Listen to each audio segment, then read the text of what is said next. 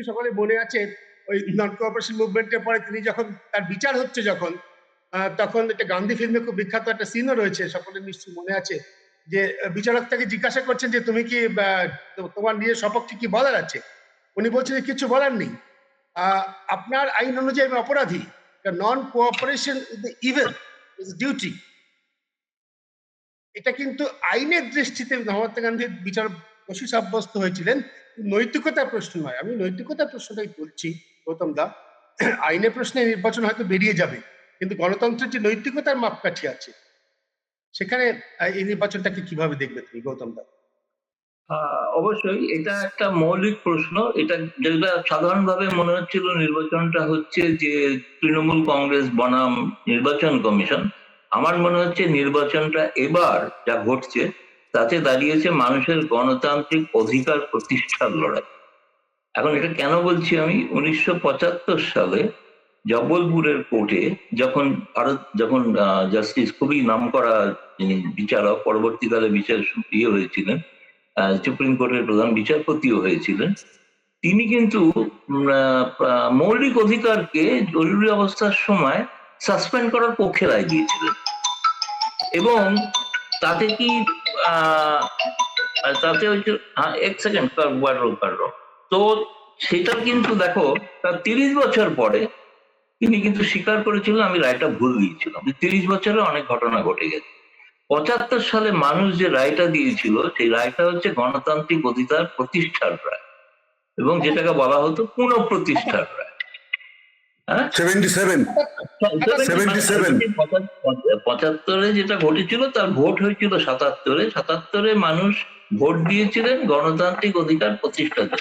যেটা এইবারে ভোটে পশ্চিমবঙ্গে যেটা আন্ডারলাইন, যেটা আমরা চোখে হয়তো দেখছি না, ছোট ছোট ইন্টারভিউতে ইত্যাদি মানুষের কথায় কমেন্ট দেখছি, সেটা হচ্ছে মানুষের এই অধিকার বোধ সম্পর্কে সচেতন, এই অধিকার বোধ সম্পর্কে সচেতন। এবং এটা সাধারণভাবে একটা ফিলিংস হয়েছে, যেটাকে আমার মনে হয় পশ্চিমবঙ্গে গণতন্ত্র রক্ষার ক্ষেত্রে একটা রূপলি রেখা হতে পারে মানুষের এই চেতনা এবং চেতনা বোধ।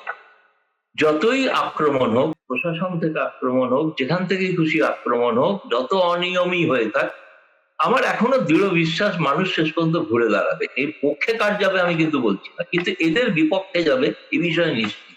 যাদের এই ভোটার তালিকায় নাম আছে তাদের অধিকাংশ গণতন্ত্র রক্ষার পক্ষে রায় দেবে। সেই রায় তৃণমূল পক্ষে যেতে পারে, সেই রায় সিপিএম এ যেতে পারে, সেই রায় কংগ্রেসেও যেতে পারে, আইএসএফ যেতে পারে। কিন্তু এই গণতান্ত্রিক অধিকার রক্ষার এই কারণে তুমি যদি দিল্লি বা গুরগাঁও এই অঞ্চলে সমস্ত দেখো, যেখানে প্রত্যেক বেশি অনেক বাড়িতে আমাদের পরিচারিকারা বাঙালি, নিজে পয়সায় খরচা করে তারা যাচ্ছেন ভোট দিতে, এটা দেখছে। এবার যদি ভোট না দিই তাহলে পরবর্তীকালে আমার নাম কাটা যেতে পারে। তাদের কিন্তু আমি জানি তাদের তৃণমূল কংগ্রেস টাকা দেয়নি, এমন কোনো কোনো ক্ষেত্রে বিজেপিও টাকা দেয়নি বলে শুনছি। কিন্তু তারপরেও আমি কয়েকদিন আগে আমার এসআইআর, উত্তরপ্রদেশের এসআইআর ঘোষণার পর আমি যখন ভেরিফাই করতে গেলাম আমার নাম ছিল, কিন্তু আমাকে বিএলও একটা পরামর্শ দিলেন। সেই পরামর্শটা হচ্ছে যে যেটা আপনি ভোটার তালিকাটা দেখেছেন এটাকে ডাউনলোড করে রেখে দিন, কারণ এটা আপনার পরের এসআইআর এ লাগবে, আবার পরের এসআইআর এ লাগবে। এখন এটা তুমি যারা আমরা সচ্ছল জীবনযাপন করি তাদের পক্ষে সম্ভব, একটা কুলঙ্গিতে কোথাও সেফ কাস্টডিতে রাখবো। তুমি ভাবো তো, সেই পরিযায়ী শ্রমিকদের কথা, সেই মহিলাদের কথা, সেই যারা বন্যা, ভূমিকম্প ইত্যাদি খরায় যারা আক্রান্ত হন, তারা সেই কাগজ রক্ষা করতে হবে, তা নাহলে পরবর্তীকালে এই যে বিষয়টা, এই বিষয়টাকে যদি আপাতভাবে মনে হয় যে খুব একটা অত্যাচার এবং মানুষ মেনে নিচ্ছে ঘটনা, বাকি বিহার, উত্তরপ্রদেশের মানুষ মেনে নিচ্ছে, আমার ধারণা বাঙালি শেষ পর্যন্ত হয়তো মানবে না। আমি এটা বিশ্বাস করি, যদি মেনে যায় তাহলে কিন্তু বলতে হবে যে বাংলার পরিবর্তন ঘটে গেছে, মানসিকতার পরিবর্তন। বাঙালি মননের যদি বিন্দুমাত্র, তাদের যদি সেই অর্থে ব্রিটিশ বিরোধী আন্দোলন থেকে পরবর্তী প্রতিষ্ঠান বিরোধী, তুমি জানো কলকাতায় একজন বাঙালি জন্মই হয় কেন্দ্রীয় বিরোধী মানসিকতা, কেন্দ্রে যেই সরকারি, এটা একটা জেনারেল অ্যান্টি এস্টাবলিশমেন্ট ফিলিং। এবং ঘটনা যে কারণে মহাত্মা গান্ধী থেকে নেতাজি সুভাষচন্দ্র বসু অনেক বেশি পূজিত, কিন্তু ঘটনা সে তার পার্টি হয়তো ভোট পায় না, সেটা অন্য বিষয়। কিন্তু আমার কাছে মনে হয় যে এই যে গোটা বিষয়টার এইবারের ভোটটা কিন্তু গণতন্ত্র রক্ষার লড়াই বলে পর্যবেসিত করে দিচ্ছে সুপ্রিম কোর্ট থেকে শুরু করে নির্বাচন কমিশন। এবং এই রায় যে সুপ্রিম কোর্টের বিচারপতি রায় দিচ্ছেন, আমি নাম বলছি না, তার নিজের বাড়ির ভোট কাটা গেছে, তাকে এডুকেশনে পাঠাতে হয়েছিল, কাকুলিয়ায় তার বাড়ি।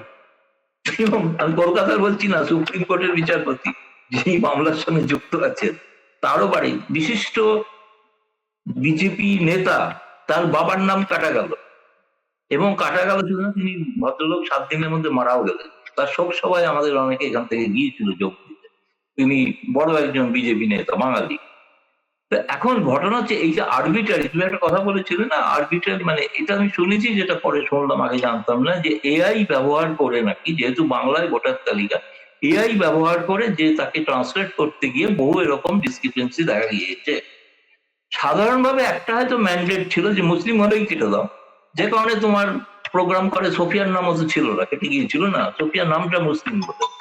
কিন্তু মুসলিমের থেকেও বেশি আমি বলছি, যখন জমা দিয়েছিল এনুমারেশন ফর্ম, তখন গোল্ডেন ম্যাচ ছিল, নাম ছিল, ফাইনাল লিস্টে নাম উঠে গেল, নাম পাওয়া গেল, নাম বাদ চলে গেল, আবার অ্যাডজুডিকেশনের পর ফিরে এসেছে।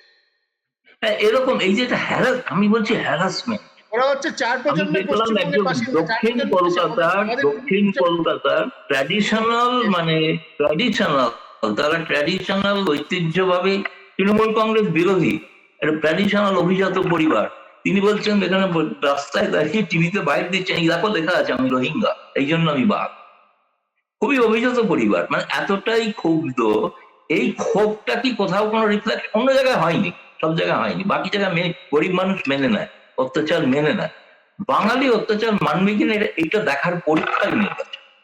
আমি নির্বাচনটাকে এইভাবে দেখছি, এই যে গণতান্ত্রিক অধিকার কেড়ে নেওয়ার যে প্রচেষ্টা, সে কারণে নির্বাচনটা অবশ্যই তো নানা বৈধতা নিয়ে তো প্রশ্ন আছেই স্বাভাবিকভাবে, কারণ একজন ভোটারও বাদ থাকা উচিত না।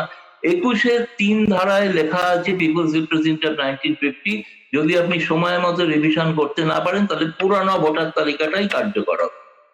সেটা আমি জিজ্ঞেস করেছিলাম, প্রশ্ন করেছিলাম নির্বাচন করে, তারা বললেন আমরা তো 25শে মার্চ এই জন্য আমরা নতুন তালিকা ঘোষণা করে দিই। আমরা জানতাম এই প্রশ্নটা আসবে, মানে 25শে মার্চের যে ঘোষণাটা হয়েছে, যে তালিকাটা, সেই তালিকাটা থেকেও তো পরে বাদ গেছে, কিন্তু তাহলে সেই তালিকাটাই বা কেন ব্যবহার করা হবে না? সেটাই তো 21-এর 3 ধারায় স্পষ্টভাবে উল্লেখিত আছে। মানে এরা আইন নিজেরা নিজেদের মতো তৈরি করছেন, সবটাই হচ্ছে মানুষের ওপর গণতান্ত্রিক অধিকারের ওপর আঘাত, এবং জরুরি অবস্থার থেকে কোনো অংশে তার বিন্দুমাত্র এর ফারাক নেই। মানুষের অধিকার যদি কেড়ে নেওয়া হয় সেটা হলো জরুরি অবস্থা।